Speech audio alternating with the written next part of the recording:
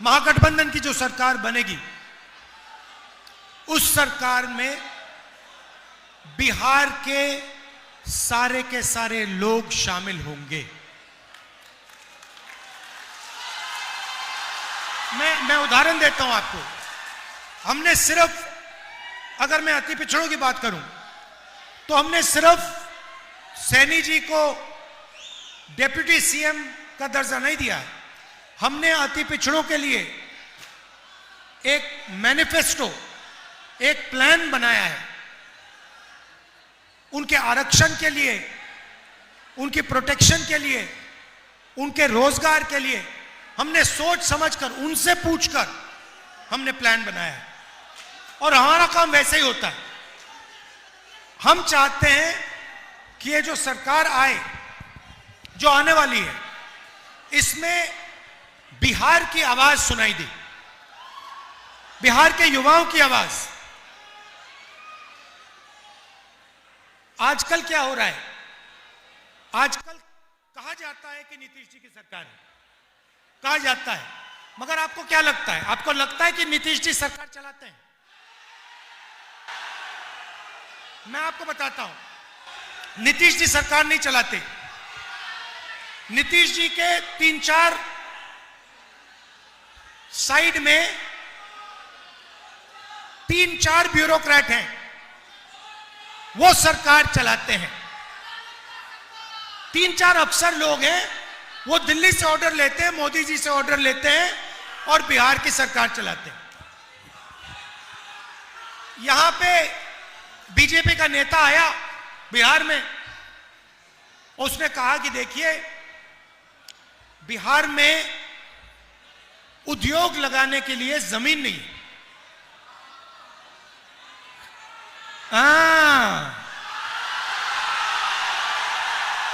बिहार में उद्योग लगाने के लिए जमीन नहीं है, मगर अदानी के लिए जितनी जमीन चाहिए ले लो।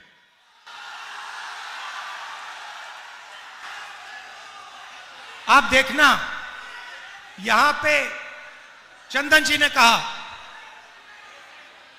मक्का, मछली और तीसरा दूध। मक्का, मछली और दूध। इनकी ये, जब ये सोचते हैं बीजेपी वाले, इनकी सोच है भैया मक्का अदानी को कैसे जाए, मच्छी अदानी को कैसे जाए, दूध अदानी को कैसे जाए। इनकी ये प्लानिंग है। हिंदुस्तान की सीमेंट की कंपनियां दे दी, एयरपोर्ट दे दिए, पोर्ट दे दिए, सोलर पावर दे दिया, बिजली दे दी, डिफेंस इंडस्ट्री दे दी। ये चाहते हैं कि हिंदुस्तान का सारा धन अदानी और अंबानी जी के हाथ में हो। और हम चाहते हैं कि मक्का, मछली और दूध का फायदा बिहार के लोगों को और बिहार के किसानों को जाए।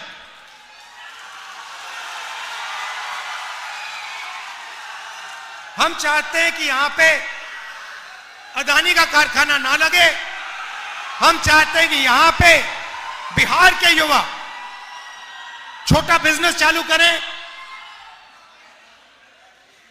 कोई मक्के को प्रोसेस करने का, कोई दूध का, कोई आइसक्रीम बनाने का, दूध के प्रोडक्ट्स का बिजनेस चालू करे। युवा के लिए बैंक के दरवाजे खुले मिले, वो बैंक में जाए। आज युवा बैंक में जाता है, बिहार का युवा बैंक में जाता है। आप जानते हो बिहार और बाकी देश के बैंक क्या कहते हैं? तुम्हें हम पैसा नहीं देंगे, तुम जाके मजदूरी करो। यह कहा जाता है बिहार के युवाओं को। आप पूरे देश में जाओ, मैं घूमता हूं, हर प्रदेश में मैं गया हूं, अरुणाचल से लेकर तमिलनाडु, जम्मू कश्मीर से लेकर गुजरात, हर प्रदेश में बिहार के युवा मजदूरी करते हैं। नीतीश जी कहते हैं, मोदी जी कहते हैं, हम बिहार को बदलना चाहते हैं। अरे आपने बिहार को बदल दिया, आपने बिहारियों को देश का मजदूर बना दिया। बिहारी युवाओं को आपने दिया क्या? कॉलेज दिया, यूनिवर्सिटी दी, स्कूल दिए, रोजगार दिया? कुछ नहीं। आप भाषण देते हो, नीतीश जी को रिमोट कंट्रोल से चलाते हो, अदानी जी को, अंबानी जी को फायदा देते हो। मैं आपसे सवाल पूछता हूं, अंबानी जी की शादी देखी आपने टीवी पे? देखा ना? वहां पे आपको नरेंद्र मोदी दिखे थे ना? राहुल गांधी दिखा था? नहीं। क्यों? क्योंकि मैं आपका हूं, मैं आपके लिए काम करता हूं।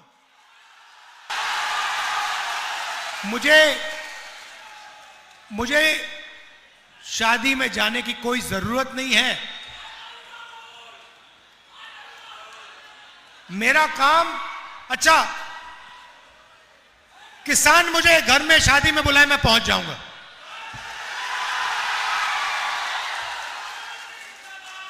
गरीब से गरीब मजदूर मुझे कहे राहुल जी मेरे घर में शादी है, आप आ जाइए, मैं पहुंच जाऊंगा। आज अभी कुछ देर पहले सानी जी और मैं तालाब में मच्छी पकड़ने गए आज सुबह। क्यों? क्योंकि मैं चाहता हूं कोई भी हो, किसान हो, मच्छी मार हो, मजदूर हो, उसे लगे कि मेरे साथ राहुल गांधी खड़ा हुआ है।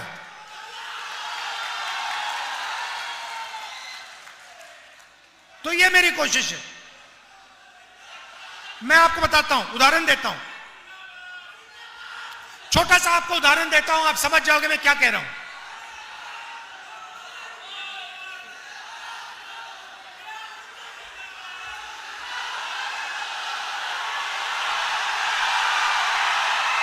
मैंने सुनो, मैंने एक एक्सपेरिमेंट किया। देखो, एक बार मैं यूपी में गाड़ी में जा रहा था, आप समझ जाओगे मेरा लक्ष्य क्या है।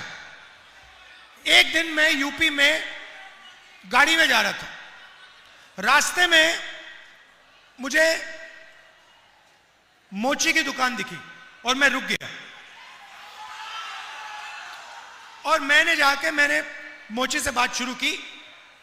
नाम उसका चेतराम है, चेतराम मोची। मैंने उससे बातचीत की। वो मुझे कहता है राहुल जी आप यहां आए हो, आपने मेरी इज्जत की है, मेरी कोई इज्जत नहीं करता। आप आए हो, आपने मेरी इज्जत की। फिर मैं देख रहा था वो जूता बना रहा था, उसका हुनर, उसकी तपस्या थी। पूरी जिंदगी उसने मोची का काम किया, अनलिमिटेड ज्ञान था उसका। और मैंने उससे बातचीत की, मैंने उससे कहा कि चेतराम जी एक बात बताइए, आपको किस चीज की जरूरत है? और उसने मुझे कहा राहुल जी मेरी दुकान बंद हो रही है, मेरी दुकान बंद हो रही है। उसका बेटा कहता है राहुल जी मैं तो पापा के साथ काम नहीं करूंगा, मैं कुछ और करना चाहता हूं। मैंने उससे कहा कि चेतराम जी आपको किस चीज की जरूरत है? उन्होंने मुझे कहा राहुल जी मुझे एक मशीन है, अगर आपने मेरे लिए वो कहीं से मेरे लिए वो आप मशीन ले आए तो मेरी जिंदगी बदल जाएगी, मेरी एक नहीं 2-3 दुकानें हो जाएंगी। तो हमने छोटी सी मशीन, कोई बड़ी मशीन नहीं थी, छोटी सी मशीन थी, 30,000 रुपए की मशीन थी। हमने वो मशीन चेतराम जी को दी। मैं बता रहा हूं आपको, वो चेतराम जी जिनकी एक दुकान नहीं चल रही थी, जो अकेला काम कर रहे थे, वो ही चेतराम जी उस मशीन के साथ उन्होंने 2 दुकानें खोली महीनों में, 6 महीने के अंदर 2 दुकानें खोल के 10 लोग उनके लिए काम कर रहे थे। तो आप में हुनर की कमी नहीं है, आप में मेहनत की कमी नहीं है। आपकी जो सरकार है वो आपकी मदद नहीं करना चाहती। अब देखिए, मैं आपको उदाहरण देता हूं। अब जो प्रधानमंत्री होता है वो देश के युवाओं की रक्षा करना, उसको रक्षा करनी चाहिए। उसे सोचना चाहिए कि मैं बेरोजगारी को कैसे मिटाऊं। सही, उसको दुनिया के एक्सपर्ट्स बुलाना चाहिए और उनसे पूछना चाहिए, भैया हम रोजगार के खिलाफ कैसे, बेरोजगारी के खिलाफ हम कैसे लड़ें। और अगर दिन में 24 घंटे हैं तो हिंदुस्तान के प्रधानमंत्री को 6, 7, 8 घंटे तो इसमें लगा देने चाहिए कि मैं अपने देश के युवाओं को रोजगार कैसे दिलवाऊं, बिहार के युवाओं को मैं कैसे रोजगार दिलवाऊं। रोजगार क्या होता है? रोजगार का मतलब, दूसरा तरीका बोलने का, मैं बिहार के युवाओं के जेब में पैसा कैसे डालूं, यही है रोजगार का मतलब।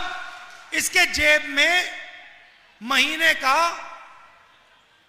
20, 25, 30, 40, 50 हजार रुपए कैसे डाला जाए, यही है ना रोजगार का मतलब। अब देखिए, अब प्रधानमंत्री यहां आते हैं और आपसे कहते हैं कि बीजेपी ने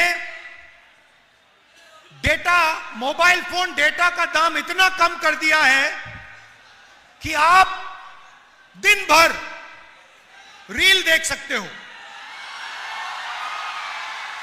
आप दिन भर इंस्टाग्राम पे जा सकते हो, आप फेसबुक पे जा सकते हो। आप देखो, ये प्रधानमंत्री आपको क्या बोल रहा है? ये आपको रोजगार नहीं दिला रहा, ये आपसे कह रहा है कि आप रील पे अपना टाइम जाया करो, आप इंस्टाग्राम पे अपना टाइम जाया करो। जब आप रील को प्ले करते हो, सीधा उनके दोस्त मुकेश अंबानी के जेब में पैसा जाता है।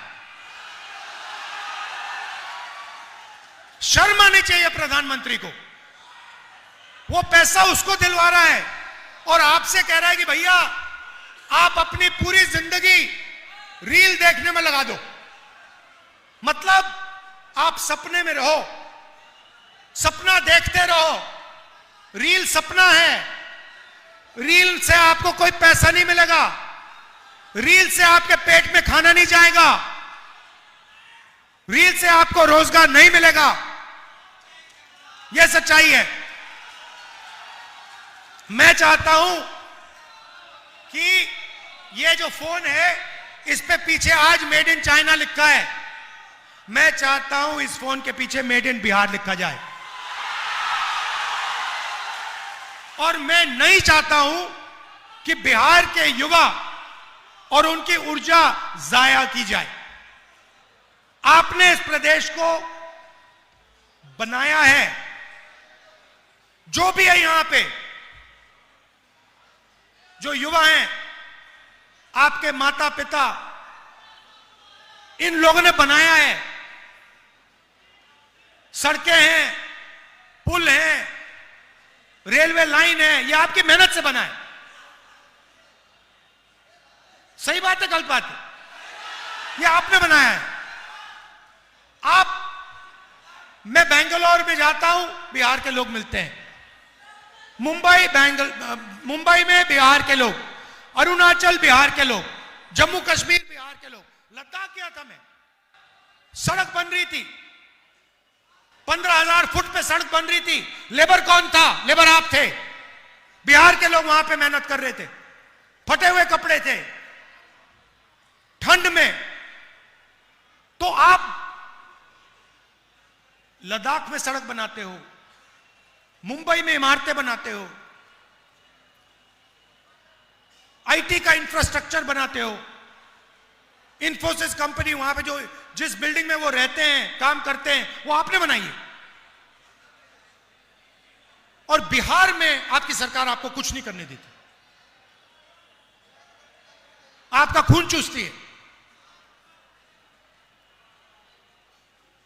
हम चाहते हैं कि जैसे पहले बिहार दुनिया का शिक्षा का सेंटर हुआ करता था, नालंदा यूनिवर्सिटी, पूरी दुनिया से लोग यहां आते थे, जापान से, कोरिया से, चाइना से, इंग्लैंड से, वही हम चाहते हैं। मैंने पिछली मीटिंग में कहा गठबंधन की सरकार शिक्षा पे काम करेगी, कॉलेज, यूनिवर्सिटी, सरकारी स्कूल यहां खोलेगी। मगर जिस दिन, मैं आपको बता रहा हूं, यह वायदा है, जिस दिन हिंदुस्तान में नेशनल लेवल पे इंडिया गठबंधन की सरकार बनेगी, उस दिन दुनिया की सबसे बेहतरीन यूनिवर्सिटी बिहार में बनेगी। मैं आपको बता रहा हूं। और उस यूनिवर्सिटी में हिंदुस्तान के बाकी प्रदेश छोड़ो, पूरी दुनिया से लोग यहां बिहार आएंगे, क्योंकि वो बिहार में पढ़ने, शिक्षा लेने आ रहे हैं। तो ये हम चाहते हैं। आप कभी दिल्ली जाओ, ऑल इंडिया मेडिकल इंस्टीट्यूट कभी गए हो? आप गए ना? उसके सामने मेट्रो है। कभी आप ऑल इंडिया मेडिकल इंस्टीट्यूट के सामने जो मेट्रो स्टेशन है, उसमें रात के समय नीचे जाके देखिए क्या हो रहा है। उसमें ठंड में 3-4 हजार लोग रात को ठंड में सोते हैं। क्यों? क्योंकि बिहार में उनको इलाज नहीं मिल सकता।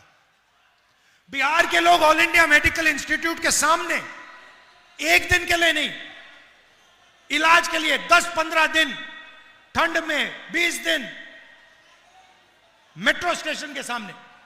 क्यों? क्योंकि सब जानते हैं कि बिहार में स्वास्थ्य नहीं मिल सकता। बिहार में लोग अस्पताल में जीने नहीं, मरने जाते हैं। तो अगर आपकी सरकार आपको रोजगार नहीं दे रही है, अस्पताल नहीं दे रही है, शिक्षा नहीं दे रही है, कॉलेज यूनिवर्सिटी नहीं दे रही है, पेपर लीक करा रही है, तो फिर इस सरकार ने आपको दिया क्या?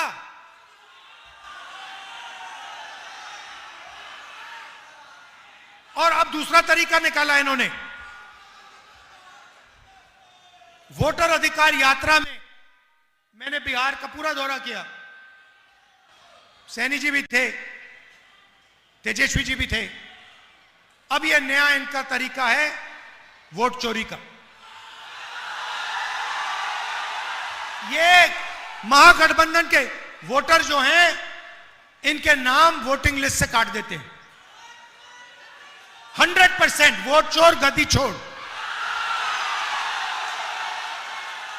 और ये सीधा अंबेडकर जी के संविधान पर आक्रमण कर रहे हैं, क्योंकि इस संविधान की नींव आपका वोट है। अगर आपका वोट चला गया तो ये संविधान चला गया। और जो भी पिछड़ों को, अति पिछड़ों को, अल्पसंख्यकों को, गरीब जनरल कास्ट के लोगों को मिला है आज तक, वो सब गायब हो जाए। आजादी से पहले जो यहां पे हालत थी, वो फिर से हो जाएगी। राजा महाराजा, उनका राज चलेगा। तो आपको यह भी देखना है कि चुनाव के समय ये लोग वोट चोरी ना करें। पोलिंग बूथ पे आपको खड़ा रहना है, वोटिंग लिस्ट चेक करनी है कि ये वोट चोरी ना करे और आपके हाथ से फिर से सरकार ना छीन ले। मध्य प्रदेश, हरियाणा, महाराष्ट्र, ये सारी की सारी सरकार इन्होंने चोरी की है। वोट चोरी करके सरकार हरियाणा में बनाई है, वोट चोरी करके सरकार महाराष्ट्र में बनाई। तो ये आपको नहीं होने देना है। आप यहां पे युवा हैं, चंदन यादव जी हैं, पीछे अनुपम जी भी बैठे हैं, मुझे दिख रहे हैं। आप इनका समर्थन कीजिए, भारी बहुमत से इन दोनों को जिताइए। जय हिंद, जय बिहार, धन्यवाद।